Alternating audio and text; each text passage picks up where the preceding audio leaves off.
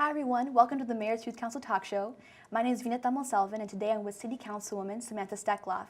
And we're today to interview you about a lot of different information about your life and your experience in MYC. So thank you for coming on the show with us. Oh, thanks, Vina, for having me. Mayor's Youth Council has always been something that has been extremely special in my heart. I got started at a very young age, and the reason Mayor's Youth Council was kind of created is a longer story. So back in, I believe it was 1994, our Department of Special Services actually got a grant to create after-school programs. So our community, being the leader in so many different ways, decided, you know what, it's probably best if we went to the students as opposed to us creating those programs. So they came to my elementary school, I was in 5th grade at the time, and they asked if anyone would be interested, and of course, I thought this was one of the greatest programs, so the idea of it sounded fantastic and I wanted to be a part of it. So the following year was our first year creating after-school programs. We realized students and young people had the highest risk were middle schoolers and some high schoolers, predominantly because between the ages of 2:30 and 5, they're left alone. So we wanted to do something to fulfill that gap. And what happened was so many people kind of got involved. You know, we were going to the Caustic Center all the time. We were going to other programs, and they got involved in these community events. So what do you do when you get to high school? Well, there was still a handful of us that were pretty involved. And we were invited to go to a National League of Cities conference in LA, and there was an entire youth program that was being held at the same time. So myself and Dave Kinchin, who I'm sure you've heard about as well, he and I went and learned all about these Mayor's Youth Councils. So at the time, Mayor Nancy Bates was mayor, and we brought this for her and towards her to see if this was a possibility. Now at the same time, there was a death at my high school. My friend Dan Lee was killed turning left into Harrison High School because there used to not be a left-hand turn lane. So now there's two things going on. Number one, there's a death at my high school and a lot of people are upset about and want to do something to make that change.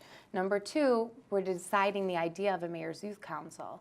And what is a Mayor's Youth Council? What it is allows young people to have the right to make changes in their community. It's chartered by the city. So we took that to our advantage and worked with the city, and we worked with our state representative at the time, as well as our county commissioner at the time to figure out how to get a left-hand turn light in. Now some people are gonna say, well, it's just a left-hand turn lane, but that left-hand turn lane changes lives and it saves lives. So it's those little things that young people can do to make a huge difference.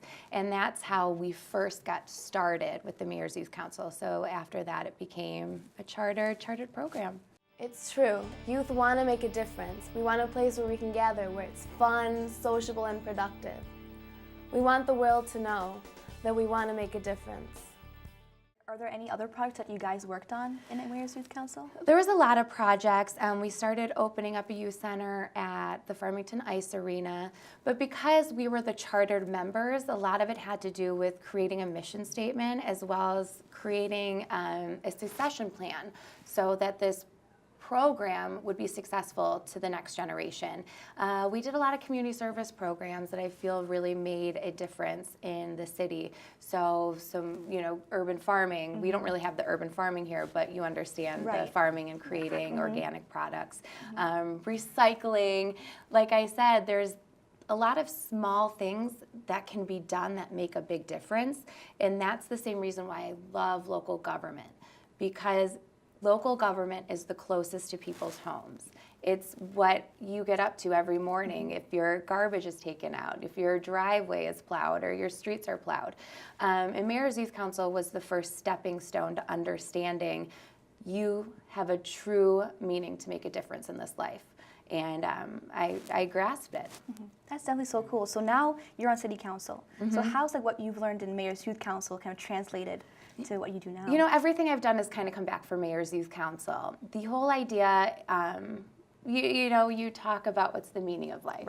And in my mind, it's to make this world a better place than I entered it. And so that legacy.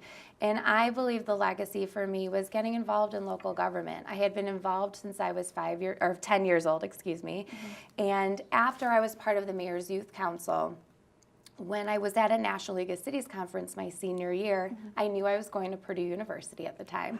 So I met with the mayor of West Lafayette as well as the mayor of Lafayette, talking to them about how can we create their after-school programs and mayor's youth councils. So when I went to school at Purdue, I became the youngest youth coordinator in the country, actually creating after-school programs for the city. And that's really what propelled and continued to perpetuate this idea of getting involved in government. And I found my home was really local government. This is what I've been a part of my entire life. I can't see myself doing anything else. And the main thing I want to do is, as a millennial, as the youngest on city council, I think it's my duty to make sure that we're maintaining Farmington Hills as a sustainable community where new families want to come and our current residents want to grow old and stay here for the rest of their lives. And we've done a great job doing that, but there's also things we need to look forward to. A lot of it has to do with sustainability in the aspect of more green. We need to make sure that we're building with quality materials and we're building that buildings will sustain time. So that's a lot of the things I've been personally working on, infrastructure, but that's a whole nother conversation that we could spend hours talking about. No, but I love hearing you talk about like the after-school program. I did it myself for 4 years, and now I do Mayor's Youth Council. It's so great to hear that you were a part of ensuring that the program I was a part of was the best that it could be, and I want to thank you for that too. That's really awesome. And so, like, when you talk about like what you did in governance, like, what would you tell students who want to get involved in city governance? I would suggest talking with your elected officials. They are open, they're not scary, but that's what's great about the Mayor's Youth Council, because you have the opportunity to have that one-on-one conversation. But you don't have to be involved in the Mayor's Youth Council. There's a ton of opportunities if you want to get in local government. Anytime you have a connection with your community, I call that being involved in your local government, whether it's your church group, whether it's a community service project. There's a lot of opportunities that connect you with the city, and you'll begin to understand that love and that way that you can make a difference. But you know, it takes a lot of time. Local government, when you learn about government, one of the things you quickly learn is things do not move quickly. So people who are involved, I want to say, don't give up. Just keep pushing, because you never know what can happen. Right, for sure. And so, did you always know you wanted to be in like government, like when you were a kid, or? I did. I did. I always knew I wanted to run for office. I didn't know when or how or where, but the time came, and I decided it was my time, and that's when I wanted to run for office. I was seeing a lack of young people involved in the political process, and being a part of the Mayor's Youth Council for so many years, I've seen so many young people grow up into these leadership roles, whether it's at their nonprofits or companies. But I wanted to bring that back into government. We are a very different generation. So when I graduated college, that was when the recession hit. So my entire adult life has been learning how to budgeting for the future, because today was tough. At that time it was tough, whether it was student loans, trying to find a full-time job, health insurance. We didn't have it till it was 26 at the time. So my generation understands, you know, looking for the future, sustainability, but also making sure that we budget now to make sure we get to the future. And I think that's a perspective that not a lot of people have, and it's really this millennial generation that understands it, or at least the older millennials. And so I thought it was imperative that we get into government, because you know, a budget's a big thing, and we understand budgets. And so you're talking a lot about how you're the youngest on council. How do you think that kind of like that age difference affects like what you do every day? A lot of it has to do with that. One of the first votes we put in was we have this TIF program, and what it is, it's a capture of taxes, and it's for Grand River Corridor Improvement Authority. Now, what it does is businesses that want to come, they're offered. I'll make this very kind of easy to understand. So it's a lot more in depth than this, but basically, we're going to give you a tax incentive to bring your business to Farmington Hills. Now, in return, what I wanted to do is make sure that those buildings are built with quality materials that will last and meet some sort of LEED certification. We did take out the part where they had to apply to be a lead, since it is about $40,000. But I wanted you to meet those requirements. And I was voted down 6-1. And that was very sad to me, because I think that's the first step in making sure that our community can sustain time. It's just those little things are going to have to happen gradually. And I was disappointed, but I've continued to fight for recycling programs, as well as sustainability programs, green sustainability programs. Mm-hmm. Are there any other challenges when it comes to like working in government that you have come across? In council, there's a lot of issues that are arising because we have just come out of this recession. So we do need to focus on infrastructure, our roads and our sidewalks. But you have people coming from different backgrounds, different views, different ideologies, different economic standards. It's bringing all of that knowledge and background to the table and to figure out what's best for the community. We are very lucky on Farmington Hills City Council.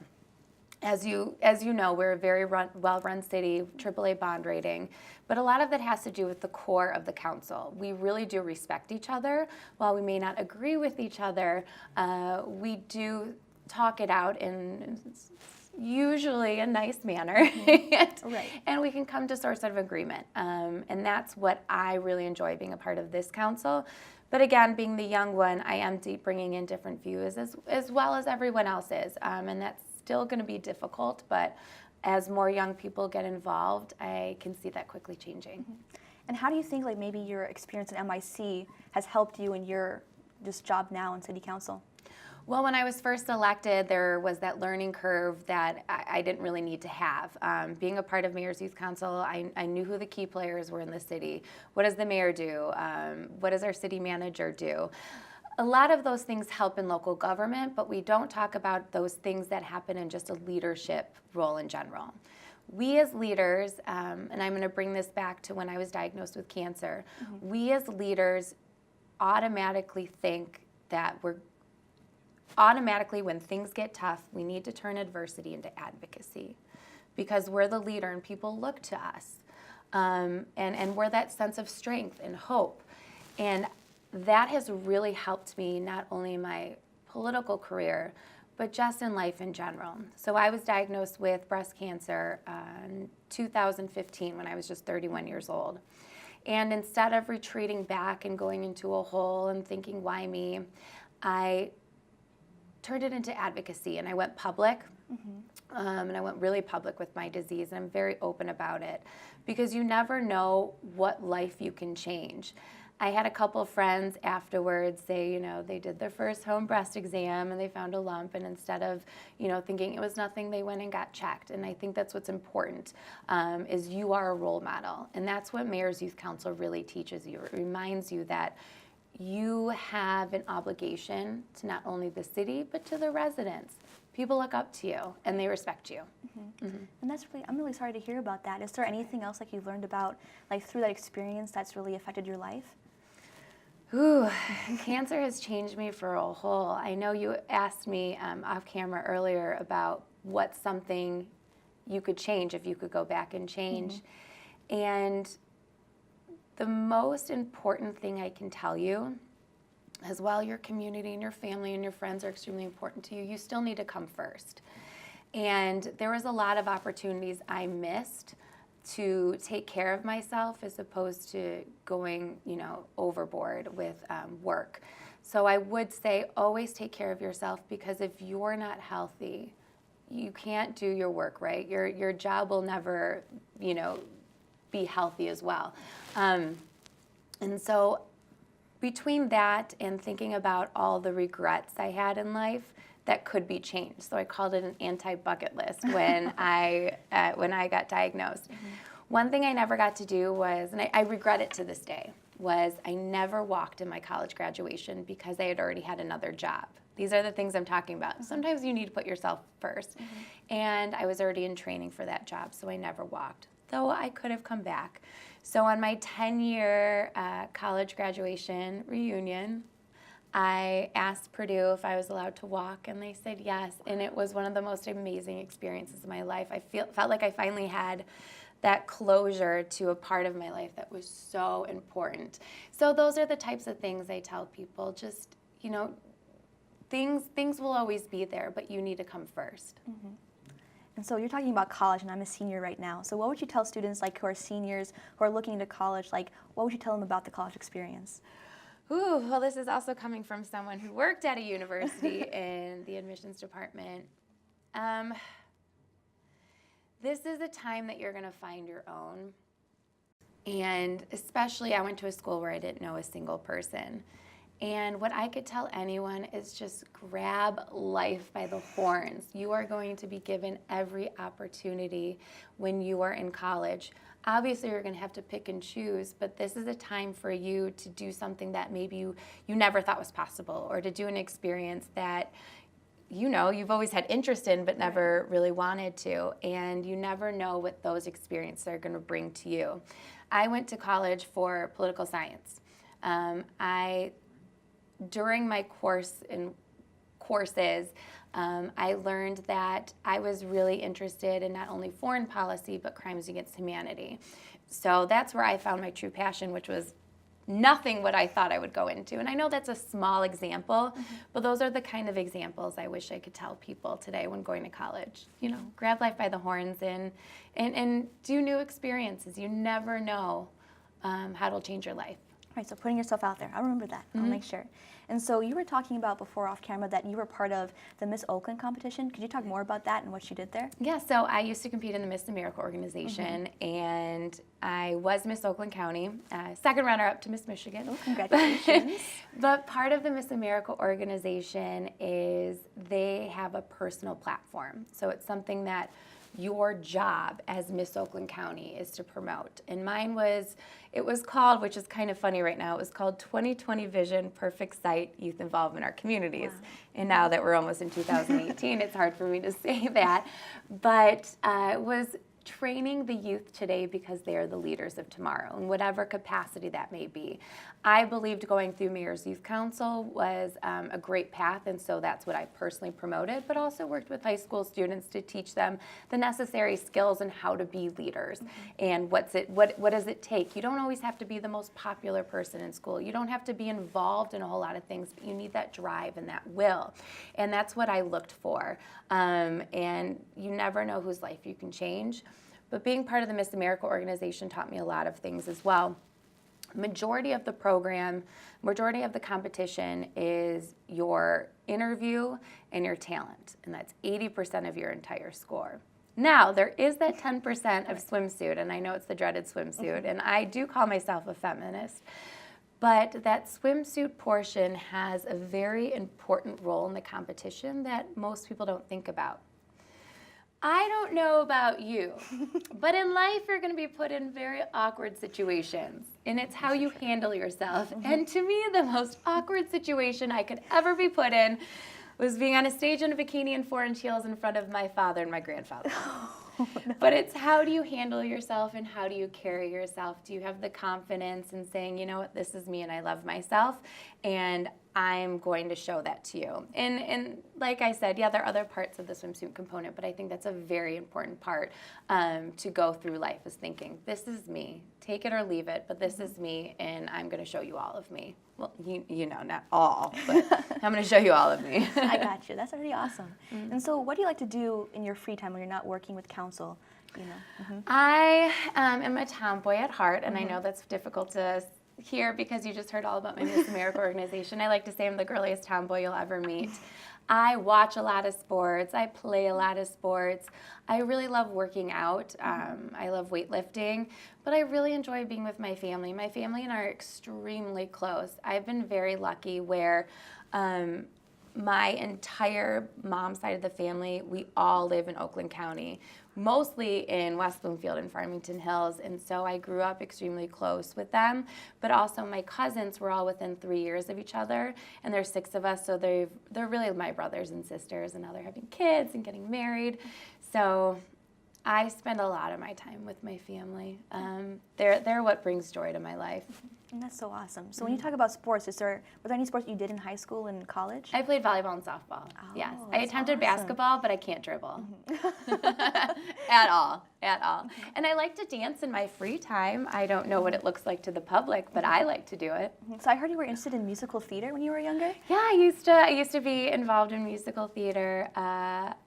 I was Dorothy my freshman year at Harrison High School in The Wizard of Oz.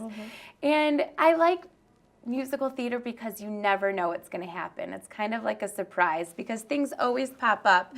And again, it's how can you handle it? But I found it exciting. I loved that thrill of adrenaline. And I love singing and I love dancing. So it was the perfect fit for me. Anything you'd like to add or tell us about? Any advice, last minute advice you want to give to our viewers? To the young people out there, I want you to know that you don't have to be the most outspoken. You don't have to be the most popular. You don't have to be involved in a lot of things to have that passion to want to help. And don't push that passion down because you're afraid of what others may think or that you don't have the support system, because you do. And you, as the Mayor's Youth Council member, you're a very important role in this community because you know how to find those people and give them a sense of home. And I just want young people to know that being involved will change your life. It really will. And I'm excited to see what your possibilities are and what others' possibilities really are. Thank you so much. What a wonderful way to end our talk show. So I want to thank you again, Ms. Steckloff, for coming on with us today, sharing so much, so many important pieces of advice for sure. And so thank you to our viewers for joining us, and stay tuned for the next installment of the Mayor's Youth Council Talk Show.